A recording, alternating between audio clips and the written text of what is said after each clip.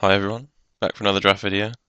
Currently in a house full of Magic players, so they may or may not be chipping in throughout the draft, depending on whether or not they wake up in the next hour or so.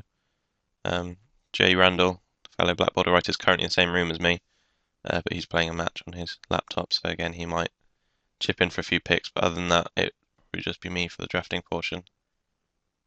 And we open up a pack with I guess the options would be Archon of Justice, Overrun, Stormfront Pegasus, Fireslinger, and Chasm Drake. And I guess the most raw powerful card is Overrun, but I think I'm going to take the Archon of Justice. I prefer white in this format, and I quite like just the fact that it's basically never bad. It's good on offense and defense, whereas Overrun can be bad if you don't draw the triple green or if you don't have enough creatures to make it good. So yeah, I'll just take this. There's a couple of other white cards. I mean, they probably won't table, but Peregrine Griffin and Stormfront Pegasus might table if everyone else takes, because there's going to be an Overrun going, a Drake going, a Firesling or a Fleetwing, possibly Llanowar. This pack's quite deep, but I'm just going to take the rare. And after seeing a pretty solid pack, we get a pack with basically no playables other than Arbalest Elite and Tormented Soul. Senhorn Dignitary is not really worth playing most of the time unless you're a really defensive deck, but then your deck's really defensive and it's quite bad because M12 is just, you just have to go aggressive. If your opponent has cheap creatures and cheap removal, there's no way you're winning with a defensive deck. I'm just going to take the Arbalest Elite. And I'm just going to continue the theme of taking white cards. I mean, Storage Thirst is a decent card. It's not as good as it looks, I found, because the mana cost is quite intensive, and mono black is not a great mono color to be in. The color's not that deep, and you'd rather have it in like a red aggressive deck, splashing black for removal or tormented souls, that kind of thing. But yeah, it's basically just that or Assault Griffin. Because I've already got two white cards, I'll take the Assault Griffin. And I'm not so sure how good Time Reinforcements is, but everyone tells me it's insane. I haven't had that many chances to actually play it, and I'm not sure it's actually that good when you're trying to be aggressive. But I mean, when my deck's all flyers, and then they kind of take longer than ground guys to get going as well, the flyers, because they cost a bit more considering they have flying. I guess Timely Reinforcements is actually pretty good because it comes up the ground while you win in the air. And so even though I wouldn't mind this Chasm Drake, I'm just going to take the Timely. Do you agree, Jono? Jono just winked at me. Um, yeah, no reason to not just keep taking white cards. This pack's fairly empty. There's Coral Merfolk and Warpaint as the other cards I'd consider playable. Maybe Dark Favor if you got a bunch of Tormented Souls, but Banished Veteran's basically the best card in the pack. And I think it's just Banished Veteran again. And I could take Unsummon, I do quite like Unsummon, but blue's not definitely our second colour, and I think I prefer Veteran slightly to Siege Mastodon.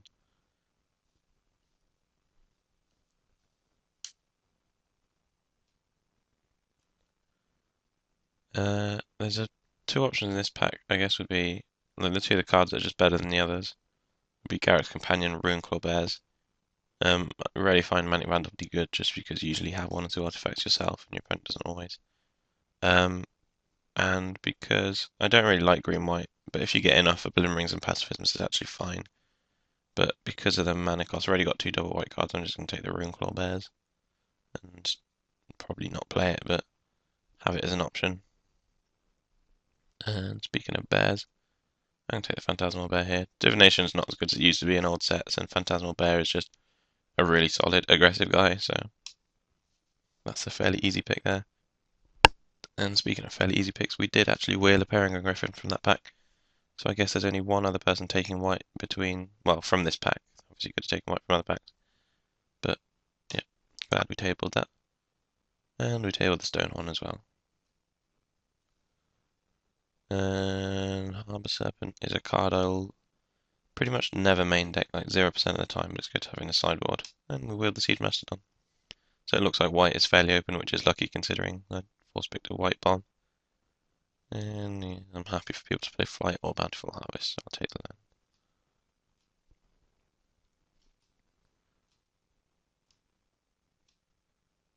The other reason I don't like Siege Mastodon that much is that this deck often has. Oh, I was trying to right click for some reason. This deck often has a lot of 5 drops because you have Peregrine Griffins and like all the flying bombs, like Sarah Angel and all the rares are always 5, and you usually have at least one of those. So yeah, I think it's better to stay clear of 5 drops early if possible. Because obviously you do want to be an aggressive deck and you don't want more than 3 5 drops. I mean, ideally 1 or 2. And I shall pause before the next pack arrives. I just got a last pick negate while pausing, so that also kind of shows that blue's open. Overrun again, but we're not going to take it, and I'm not entirely sure what I'm going to take. The 3 options would be Luther, Pegasus, and Chasm Drake. Like I was saying before, we have too many 5 drops already, so Chasm Drake is not going to get it. The only question is, therefore, I mean, I prefer Luther to Stormfront in a vacuum, just because you really want to hit a perfect curve, and Luther just helps you so much with that. I mean, also flooding in such a fast format is really bad. Basically, if you flood, you lose, and Luther just doesn't let you do that. So that's the better card, but the only issue is I'm not actually definitely in blue.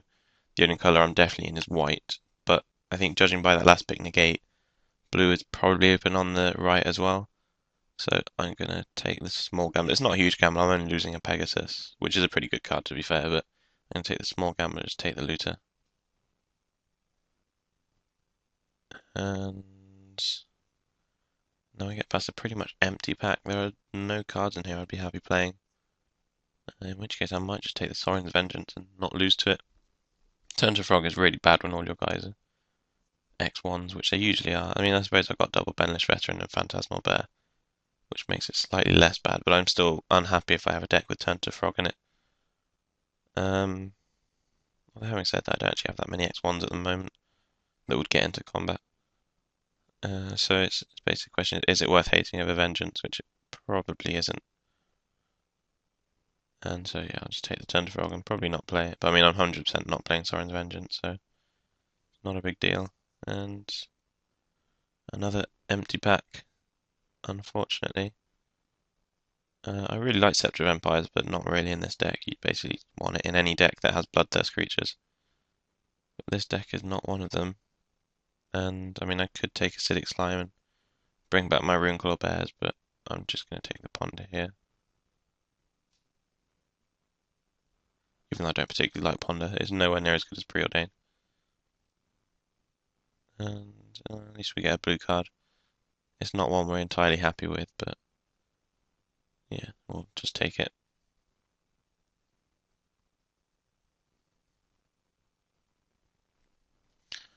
Alright, we're back, and after a few empty packs, it seems like the good stuff is coming once more.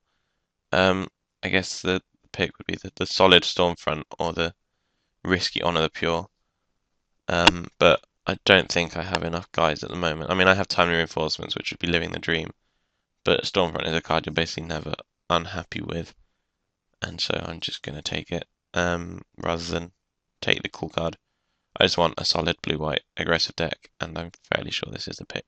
So we'll take it. Do you agree? John has shrugged. And no, we're back to nothingness now. Mind Unbound is a card that I'm not sure about. I think it's bad, but someone told me it was good, but that someone was probably wrong. I don't actually have any enchantments at the moment, but I mean Ice Cage is something that you usually get reasonably late, and we saw from the first pack that blue seemed open. I think I probably slightly prefer it to Amphion Cutthroat. So, I mean, these come around quite late as well.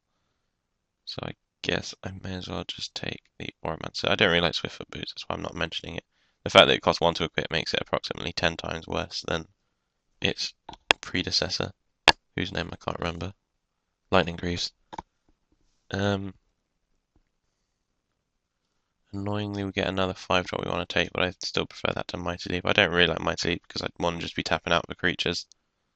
And so, yeah, I'll just take that and hopefully make that my last 5-drop. And yeah, 4 drops I'm happy to take. I quite like Haven Fleetwing actually. It's good to know that you can definitely block that guy. And Stave Off's a decent card. Something I'm never unhappy with. I mean, I definitely don't want either of these two, I think, so I'll just board this in case my opponent's super aggressive. And I table the scepter anyway, so people don't think it's as good as I do. That was Jono answering the phone, if you heard it ringing and talking in the background.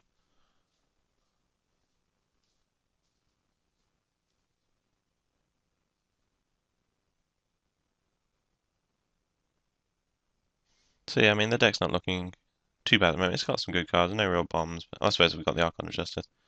I mean, it's just a solid deck with solid cards at the moment.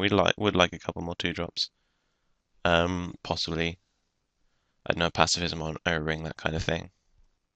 So yeah, we'll just have to hope the third pack goes better than the second one. Oh, we wheeled a foil Thrang Golem, which we'll not be playing.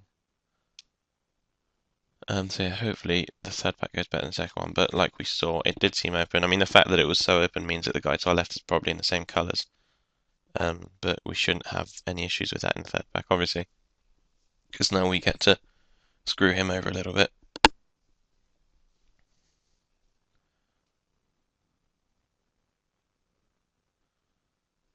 Okay, we're back, and we didn't really get any of the cards we were looking for. We got no 2-drops and no removal. There is an on-color duel, which will probably will because this pack's quite deep. Outside of the card I'm going to take, which I think is Assault Griffin, there's then also Griffin Sentinel, Arbalest Elite, and in the first round of pack we wheeled a white card, so we might wheel one again. Although these two are slightly better than Peregrine Griffin, but yeah, I'm just going to take the Assault Griffin. It's just the most powerful card in the pack for me, and hopefully will at least the dual land.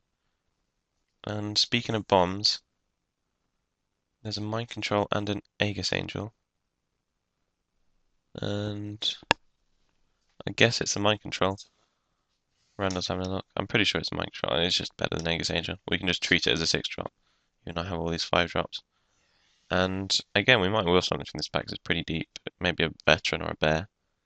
But yeah, either way, like I said, blue's open and we're reaping rewards with a little bomb. And speaking of blue being open, this pack has 0 playables. Although it doesn't really have that many in other colours. So I might just take the Brindle Ball. Just to hate it or so, I'm going to take the Mesmerist. Levitation is actually a card that I don't mind playing if my deck's kind of like blue-green. But I'm obviously not going to take it here. I would like that unsummon, but I think Skywinder Drake is just good enough that I take it here. Druidic Satchel is kind of okay if you've got a green deck with a bunch of mana spare, but like I said, this deck just wants to curve out, so I don't have time to be activating the Satchel.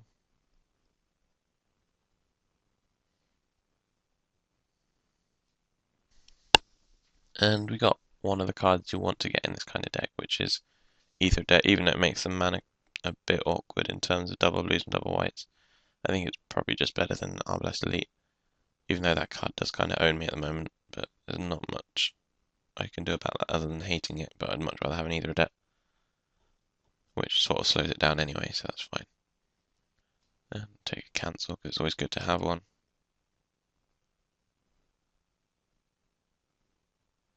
Again, the pack's not going as well as I'd hoped. I mean, the fact that we got past Aegis Angel and Mind Control shows the guy to our right at least is in neither blue nor white. But I guess that's how the packs go sometimes. We get the unsummon after all, so that's good. It's always good to have like one stave off, one unsummon in this kind of deck, just as the kind of tricksy stuff. And we get another Skywinder Drake, which is good. I think that's probably better than taking Frost Breath. I've already got a couple of tricks, and I would just rather have the creature here.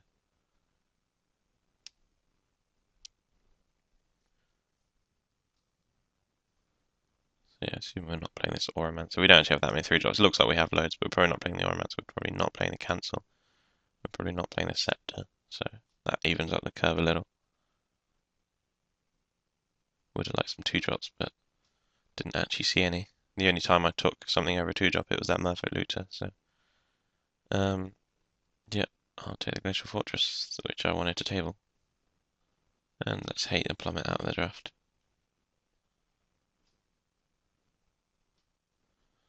And I guess we'll also hate the Levitation out for no real reason.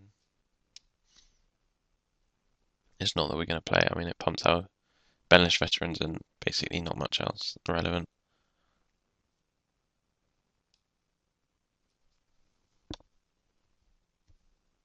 And war paint, I think it's slightly better than that low pick.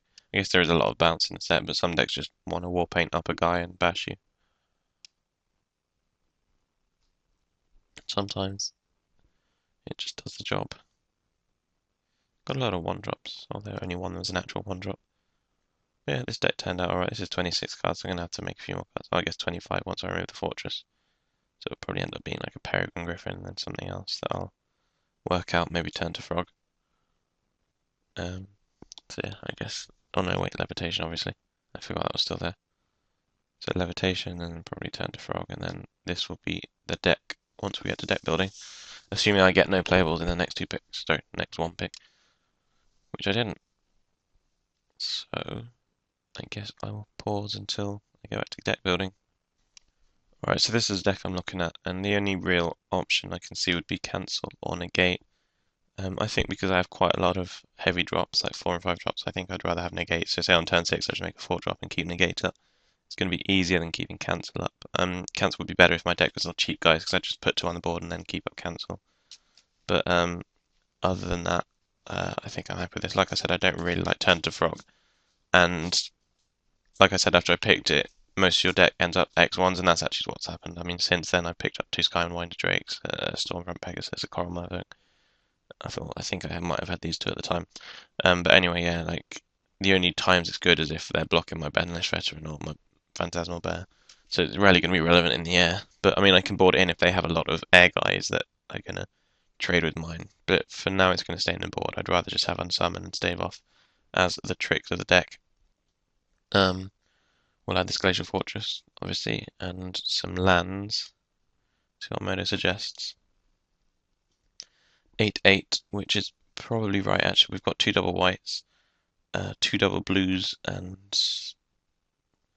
I guess slightly more blue early, but I'd rather not go 9/7. I mean, 8/8 gives us 9 sources of each, which should be more than enough. So, yeah, I'm just going to stick with that, trust Modo, and see for round 1.